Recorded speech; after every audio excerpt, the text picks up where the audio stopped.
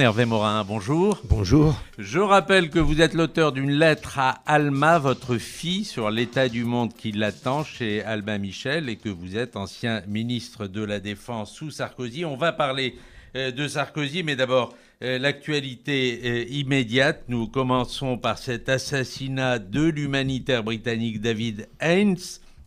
C'est la guerre sans merci avec l'État islamique. Vous savez, ce qui se passe aujourd'hui est extrêmement inquiétant si on veut bien regarder les choses. Beaucoup de nos compatriotes considèrent que tout ça est éloigné de chez eux, éloigné de leurs préoccupations. C'est pas simplement l'équilibre régional qui est en cause, c'est la sécurité du monde et c'est aussi notre propre sécurité.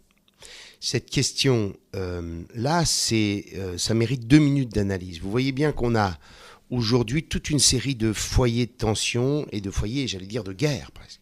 L'État islamique du Levant et la Syrie au niveau de l'Irak. Vous avez ensuite la Libye qui est en totale décomposition. Vous avez des mouvements en Afrique comme Boko Haram ou les Shebab en Somalie. Et donc vous avez là des foyers de tension et de déstabilisation absolument majeurs.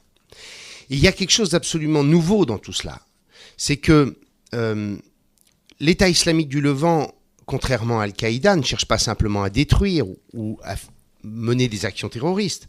L'État islamique du Levant cherche à construire et à fabriquer un régime et un système qui est un califat génocidaire et à le propager sur l'ensemble de la région.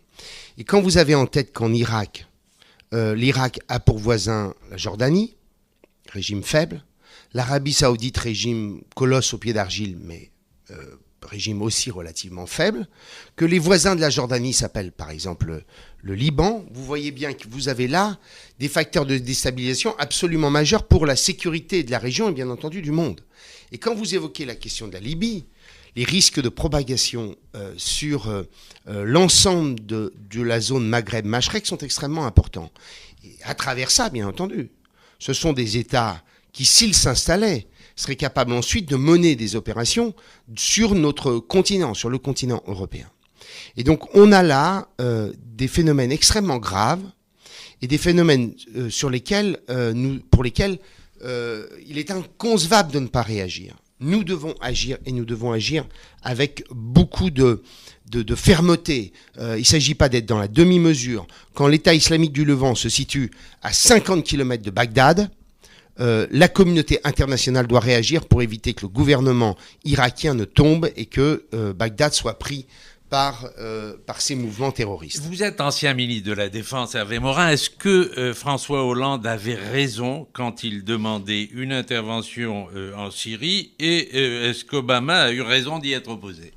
Il avait tort parce que ce qu'il proposait ne réglait rien. Quand vous avez un but de guerre, quand vous décidez de faire la guerre, vous devez avoir un but politique. Quel but vous avez ?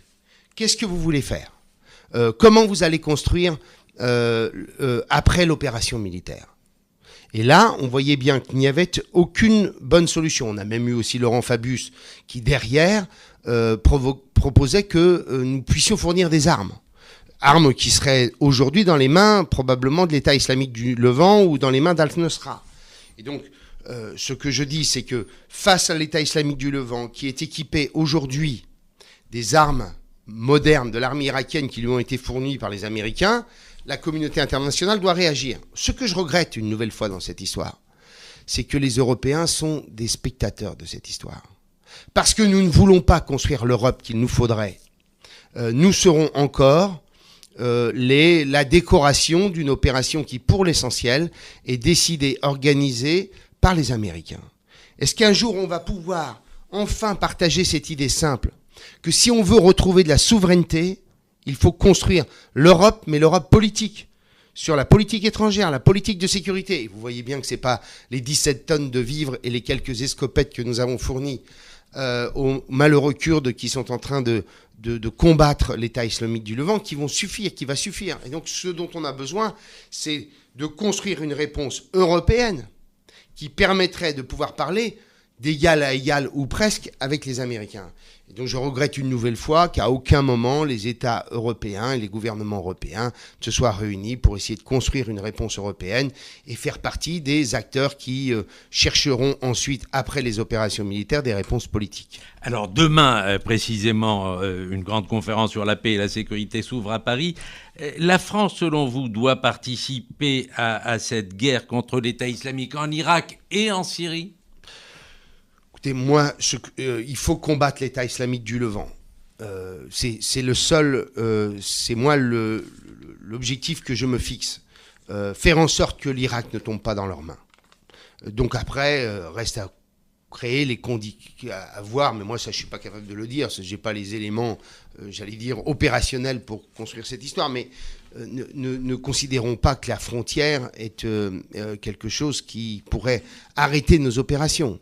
Je veux dire, nous devons combattre ce mouvement terroriste qui cherche à instaurer un califat et à faire ensuite que ce califat soit la base pour déséquilibrer toute la région. C'est aussi simple que ça. Alors, on en vient à la politique intérieure et on va commencer avec Nicolas Sarkozy qui est en train de revenir sur la scène politique et qui souhaite faire un grand parti unitaire avec les centristes. Vous avez dit non très vigoureusement, mais vous êtes pour une alliance ? Moi, je suis pour construire un schéma politique radicalement nouveau. Vous voyez, j'en ai marre de l'obsession présidentielle. J'en ai marre qu'à 3 ans du scrutin, nous soyons déjà dans la course à la présidentielle. Vous vous rendez compte du ridicule de la situation? Il y a 8 candidats à l'UMP. 8 candidats. Chaque matin, quelqu'un se lève pour dire « Moi aussi, je suis candidat pour les primaires », la présidentielle du pauvre, en quelque sorte, parce qu'il se dit comme ça, je vais compter dans l'alternance suivante. Vous voyez bien que derrière tout ça, il n'y a plus de construction de projets collectifs. Il n'y a plus à aucun moment des familles politiques qui se posent la question de savoir qu'est-ce que je veux pour la France et les Français. Vous avez des hommes et des femmes qui sont comme des coureurs du 100 mètres dans leur couloir, avec comme seul objectif la primaire et de démontrer que tout en étant dans le même parti politique, ils sont différents des autres. C'est à qui aura les plus beaux muscles et qui démontrera à quel point sa personnalité est tellement différente de celui avec lequel il partage pourtant, grosso modo, à peu près la même chose. Et derrière tout ça, vous avez, in fine, une élection présidentielle qui devient un robinet de démagogie, où il n'y a plus aucune cohérence d'ensemble. Et enfin, une présidentielle où un parti politique qui fait 20% au premier tour capte tous les pouvoirs. Et un président de la République qui est à la fois président de la République, Premier ministre des Affaires étrangères, ministre de la Défense, ministre de la Sécurité sociale, ministre de l'Économie et des Finances, garde des Sceaux et ministre de l'Intérieur. Et vous voudriez que ce système-là soit capable de transformer le pays. Nous sommes aujourd'hui, nous avons besoin de réécrire la page institutionnelle de la France. Nous avons besoin de construire, comme dans tous les pays européens sans exception, des coalitions larges, capables ensuite d'avoir un socle politique suffisamment large pour transformer le pays. Eh bien, si je suis président de l'UDI, c'est ça que je veux faire. Moi, je veux d'abord, au lieu de se dire il faut être au premier tour de la présidentielle, je veux d'abord construire une majorité politique large qui soit une alternative à l'UMP et au PS, avec comme objectif de dire aux centristes de l'UMP, aux François Fillon, aux Alain Juppé, aux François Bayrou, à toutes celles et tous ceux qui à gauche sont déçus du Parti socialiste, je pense aux sociodémocrates, aux écologistes qui ne se reconnaissent pas dans Mme Duflot, leur dire nous allons partager tous ensemble un projet collectif, faire en sorte que nous soyons capables de construire une alternative, et ensuite, dans un second temps seulement, nous intéresser à qui portera ce projet politique. Ça changerait tellement qu'on s'intéresse enfin à la France et aux Français. Vous êtes quand même pour une alliance électorale avec l'UMP, vous l'avez dit, mais vous avez dit que c'était une alliance électorale avec certaines personnes à l'UMP comme François Fillon ou Alain Juppé. Vous excluez l'ancien président ? Et le président de la République, l'ancien président de la République, il est sur un schéma UMP, d'accord ? Je prends l'UMP et ensuite je vais jusqu'à la présidentielle. C'est-à-dire être sur, comme je vous le disais, sur une base électorale des 20-25% de premier tour. Moi, je veux construire autre chose. Je veux que nous soyons sur un socle politique large, que nous soyons ceux qui, grâce à la centralité de l'UDI, puissions mettre autour de la table celles et ceux qui ont envie de construire une alternative à l'UMP et au PS. Et c'est pourquoi je veux mettre autour de la table toutes celles et tous ceux qui, à la fois, ont des ambitions individuelles, mais qui d'abord se préoccuperaient d'avoir un projet pour la France et les Français, et on verra dans un second temps qui sera, j'allais dire, présélectionné par les Français. Parce que quand vous regardez les choses sérieusement, vous voyez bien qu'il n'y a pas besoin de primaire pour savoir qui va être candidat. Souvenez-vous, en 2007... Pour savoir qui va être candidat, monsieur Morand, on a besoin de primaire. Pour savoir qui va les gagner, on a besoin. Regardez, en 2007, ce ne sont pas les éléphants du PS qui décident du candidat du Parti Socialiste. Ce sont les Français qui finissent par désigner, en quelque sorte, Ségolène Royal. Même chose pour Nicolas Sarkozy. Il avait contre lui tout le clan Chirac, Dominique de Villepin, et ce sont les Français qui finalement l'ont imposé. Ça veut dire quoi? Vous êtes en train de nous dire qu'il n'y a pas besoin de primaire, c'est ça? Je dis que moi, je ne veux pas d'abord fixer ma construction ou la construction politique de l'opposition à travers la question des primaires. Je veux d'abord construire un socle politique large en mettant des hommes et des femmes qui vont partager un même projet politique. Et ensuite, vous verrez bien, d'eux-mêmes, les Français diront « Tiens, ça me paraît éventuellement tenir la route ». Et en clair, vous aurez la multitude et la myriade des sondages, des enquêtes, de l'opinion publique qui finalement dira ben voilà, celui-ci, il est plutôt bien placé. S'il faut pour finir des primaires, il y aura des primaires. Mais je pense que le mode de sélection pourrait éventuellement se faire sans primaire.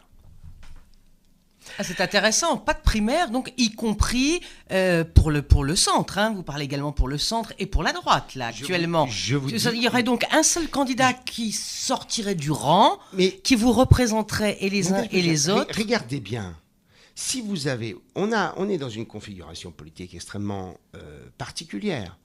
Pour l'instant, on considère qu'il y a quasiment une qualifiée de premier tour. C'est Marine Le Pen. Voilà. Et ensuite, qui est qualifié avec Marine Le Pen? C'est à peu près la situation aujourd'hui. Je ne sais pas si on en croit le sondage ce matin du Parisien. Ça n'a pas l'air aussi évident. Bon, mais tant mieux, je suis ravi. Mais enfin, c'est un vrai souci. Voilà. Il va falloir aborder la présidentielle avec un grand sens de la responsabilité. On ne peut pas se permettre des candidatures multiples et diverses.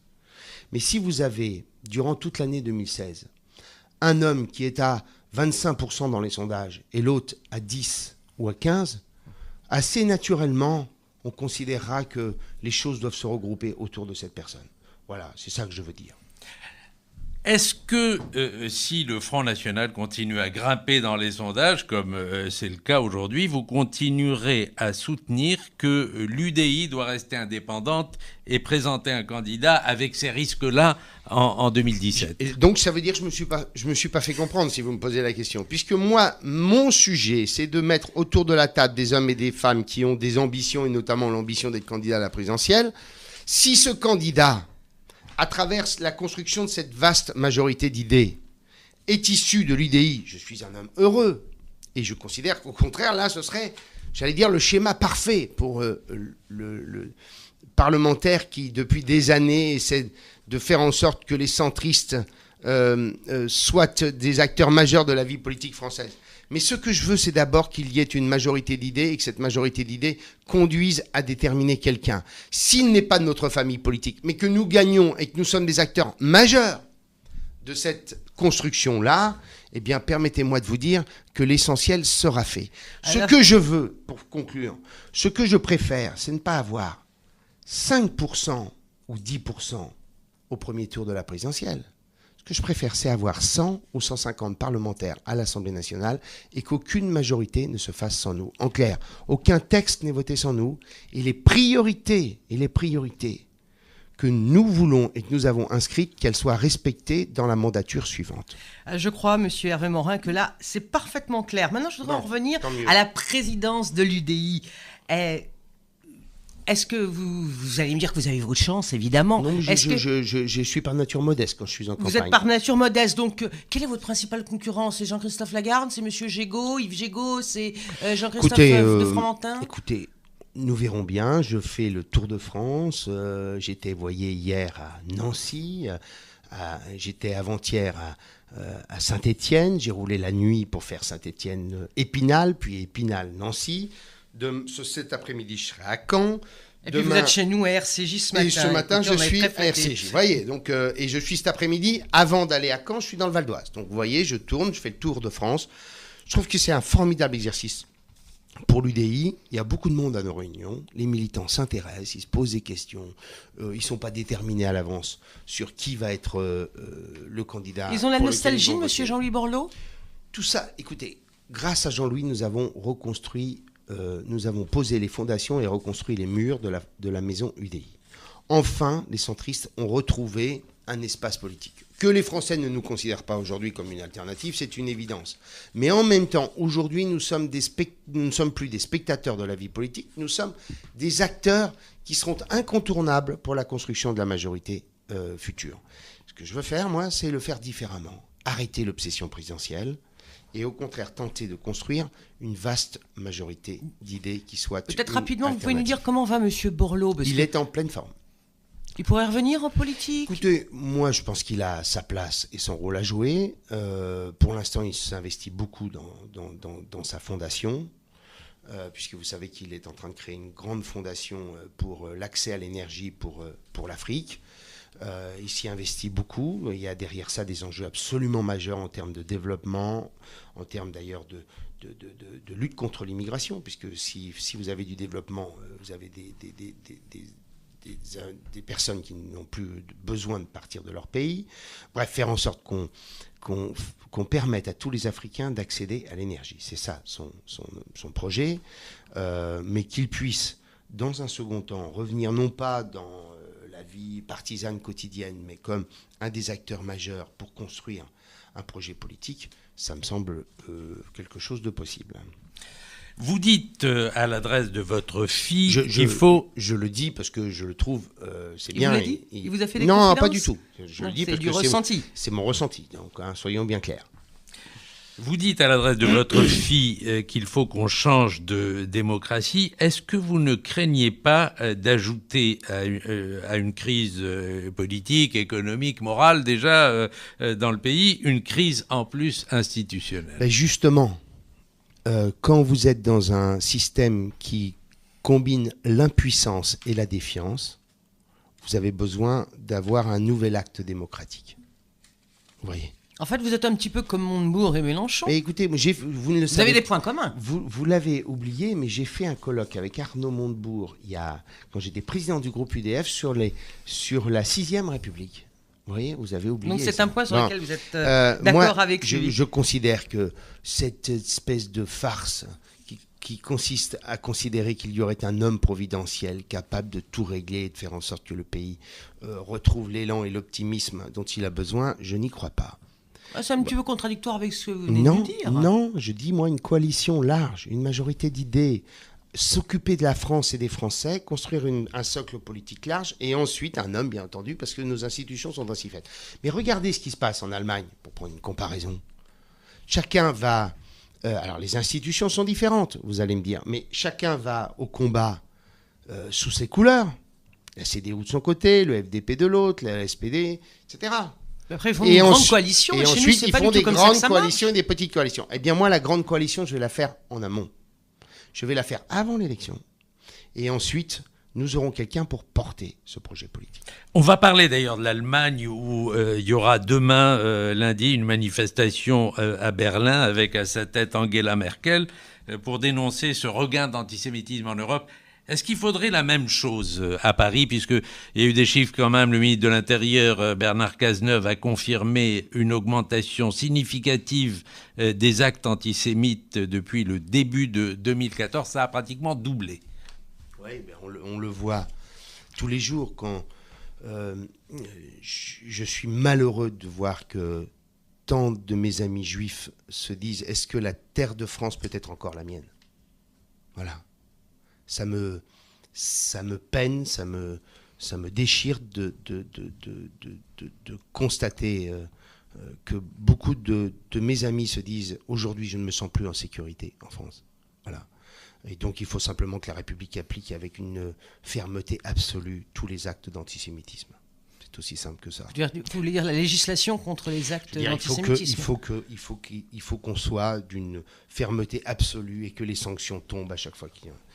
Alors Bernard Cazeneuve, il dit le gouvernement est déterminé à lutter contre ces petites haines qui rongent la République. Qu'est-ce qui fait qu'on a un gouvernement qui est déterminé, c'est incontestable sur ce plan-là, et le nombre d'actes antisémites ne cesse de progresser? Je reviens sur les manifestations pro-palestiniennes. J'ai approuvé le gouvernement quand il a interdit un certain nombre de manifestations. Parce qu'on voit bien à quel point sur ces sujets-là, il faut être d'une vigilance absolue.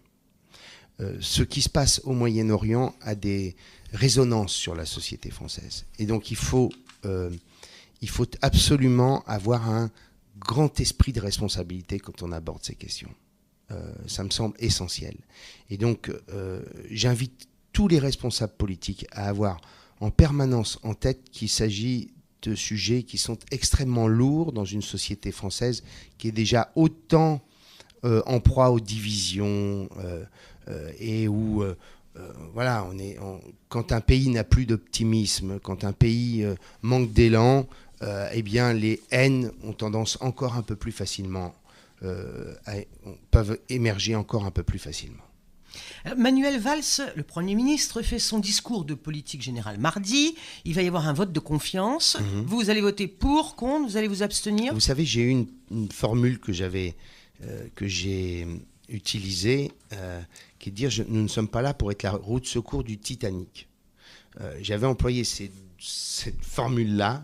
Elle est imagée, elle est dure. Oui, pour montrer à quel point c'est absurde. Voilà, voilà, Manuel Valls. Malheureusement, comme François Hollande, n'ont plus aujourd'hui le socle politique dans le pays pour être capable de mener les transformations dont la France a besoin. Donc vous allez voter contre? Donc bien entendu, je ne donnerai pas ma confiance à Manuel Valls. Mais il n'y a pas d'abstention, c'est ce que je veux vous dire. Non, absolument pas. Pas pour moi. C'est contre, d'accord. Je reviens un instant, rassurez-vous, sur le livre de Madame Trier-Villers, puisque maintenant tout le monde... sujet. Tout le monde peut le lire sur le net. Enfin, au moins, elle aurait gagné de l'argent. Voilà. Mais il y a quand même, c'est sur le net maintenant. Il y a quand même cette phrase qui a une dimension politique, c'est pour ça qu'on aborde le sujet, sur les sans-dents. Tous ceux qui connaissent bien François Hollande disent que ça ne lui ressemble pas. Qu'est-ce que vous en pensez vous-même? Eh bien moi, je pense qu'on ne peut pas inventer une formule comme ça si elle n'a pas été dite. Oui, mais tout dépend le contexte dans lequel elle a été dite, cette formule. Écoutez, je sais pas, elle dit qu'elle a des preuves. C'est pas que je vais me faire à tout prix l'avocat du président, mais c'est quand même difficile, là, ce qu'il est en train de vivre avec ce livre qui est...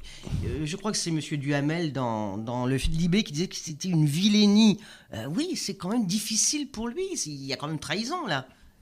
Ah bah bien sûr, mais enfin, écoutez, c'est quand même lui qui s'est baladé. Je pense un petit peu peut-être en disant ça, mais c'est quand même lui qui s'est baladé en scooter avec un casque sur la tête, quoi. Enfin voilà, quoi. Enfin, écoutez, moi, chacun fait ce qu'il veut de sa vie privée, mais quand on est président de la République, on a quand même l'obligation d'avoir un comportement qui soit à l'image de ce que représente. On est éloigné des sans-dents, là. Ça prouve pas qu'il a bien dit les sans-dents. D'accord, je suis bien d'accord avec vous, mais écoutez, de toute façon, je n'en sais rien. Moi, je pense qu'on ne peut pas inventer une formule comme ça. Alors après, quelles sont les conditions dans lesquelles ça a été dit, je n'en sais rien. Mais enfin, il a quand même beaucoup dégradé la fonction présidentielle à travers les différentes farces ou ce théâtre de boulevard auquel on a assisté ces derniers mois. François Hollande, justement, il tient une nouvelle conférence de presse jeudi. Vous attendez quoi de lui? Écoutez, je pense qu'on peut malheureusement plus attendre grand-chose. C'est bien ça. C'est pour ça que pour moi, ça ne peut pas durer encore 3 ans. Mais quand vous n'avez plus quasiment de majorité à l'Assemblée nationale, que vous avez un tel climat de défiance, je l'invite simplement à relire ce qu'il écrivait dans un livre en 2006, où il expliquait que lorsqu'il y avait un fossé majeur entre les Français et le président de la République, il fallait retourner devant les urnes. Je l'invite à mettre en œuvre ce qu'il a dit. C'est tout. Dissolution ou démission du président? Écoutez, on a maintenant une dernière cartouche. Il a tiré en quelque sorte sa dernière cartouche, c'est un gouvernement resserré autour de Manuel Valls. Une majorité de plus en plus faible, soit il échoue, soit il réussit. S'il échoue et si dans 6 mois, 8 mois ou 9 mois les choses vont mal, il y aura bien un moment ou un autre, il faudra une réponse politique. Et la réponse politique, c'est le suffrage universel. Alors le suffrage universel, il peut prendre deux formes. La démission. Quand je disais ça il y a un an et demi, tout le monde me disait que c'était absolument scandaleux, mais j'observe que beaucoup aujourd'hui en parlent.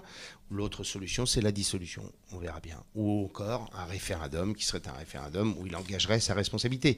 L'avantage de la Ve République, c'est qu'il y a plusieurs voies possibles pour revenir devant les Français.